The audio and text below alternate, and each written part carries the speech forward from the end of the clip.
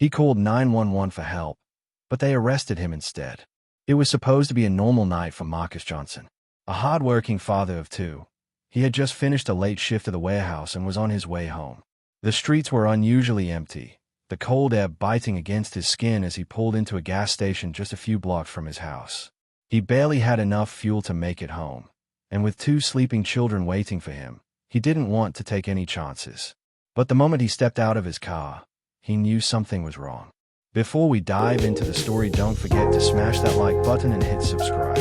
The gas station parking lot was eerily silent, except for the faint sound of arguing near the convenience store entrance. Two men were in a heated exchange, their voices sharp and angry. Marcus hesitated, debating whether to get back in his car and leave. But before he could move, the situation escalated. One of the men pulled out a knife. Panic surged through Marcus. His first instinct was to do what any responsible citizen would do: call for help.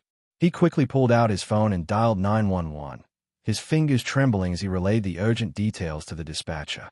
"There's a fight at the Marathon gas station on 14th Street. One of them has a knife. I don't know if he's going to use it, but someone needs to come fast." The dispatcher assured him that officers were on their way. Relieved, Marcus backed away from the scene, keeping his distance but staying close enough to make sure no one got hurt. He wanted to be a good witness, to help ensure the right people were held accountable. But then, the worst happened.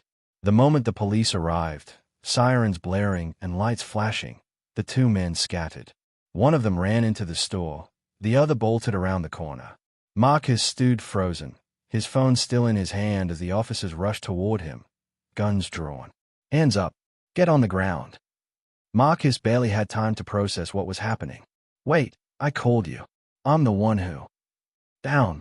Now!" one of the officers barked, stepping closer, his gun aimed directly at Marcus' chest. Heart pounding, Marcus slowly lowered himself to the ground, placing his hands behind his head as instructed. The rough pavement scraped against his knees. A second officer rushed forward and grabbed his arms, yanking them behind his back before snapping the cold steel of the handcuffs around his wrists. "You have the right to remain silent," the officer said mechanically as he pulled Marcus to his feet. The words barely registered. "This is a mistake," Marcus pleaded. "I called you. I was trying to help." But no one was listening. As he sat in the back of the police cruiser, Marcus' mind raced. How did this happen? He had done everything right, reported a crime, waited for the authorities, and now he was the one in handcuffs.